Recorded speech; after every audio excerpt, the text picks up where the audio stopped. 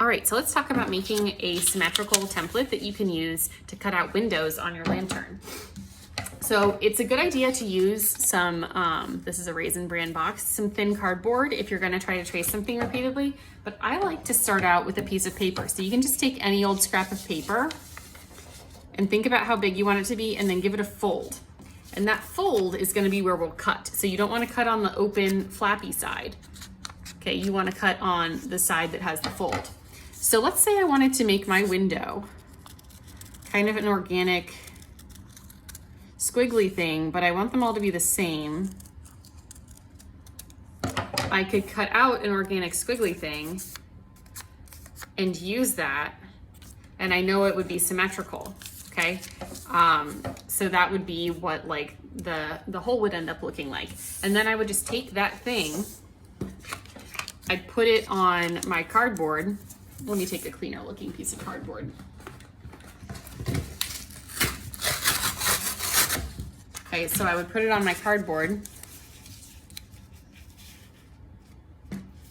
and I'd trace it on there.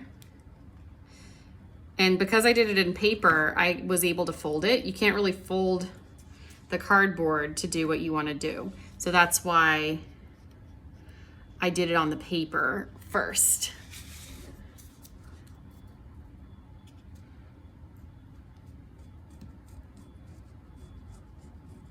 Okay, and then I would just cut that out and I'd be able to use it. So,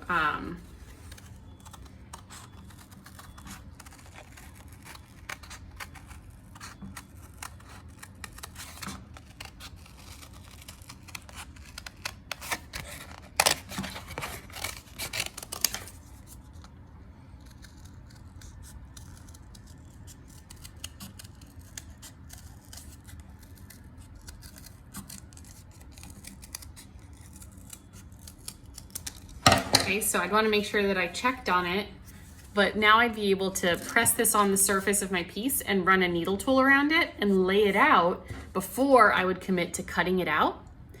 And I would be able to, change it if I, ended up looking and I'm like, oh, I don't quite like how that looks. And you try laying it out on your piece, but you only need one of these to trace.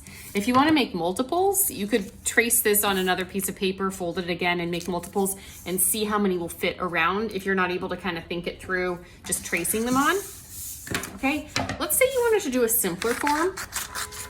Let's say that you wanted to do circles, but you can't find anything in your house that's like exactly right.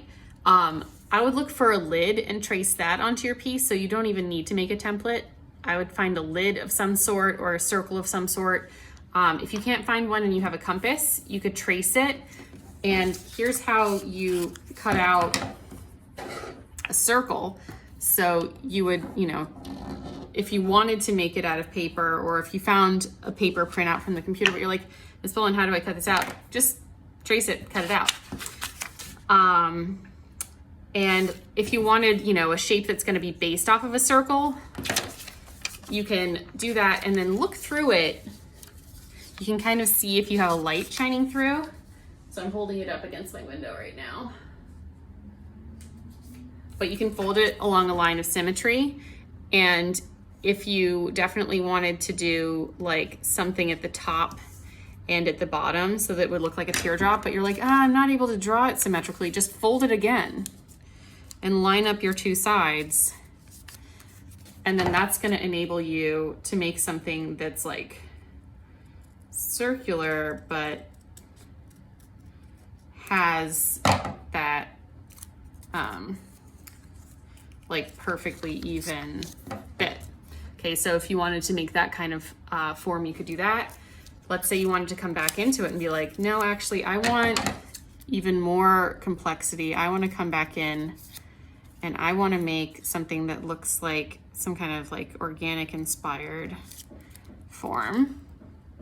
You can come in and mess with your shape some more and think about, making the transitions really elegant and get something that's more kind of like an elegant cloverleaf kind of design. Okay, so think about folding paper and using it and cutting it to make your design so that you're able to get a really nice symmetrical effect.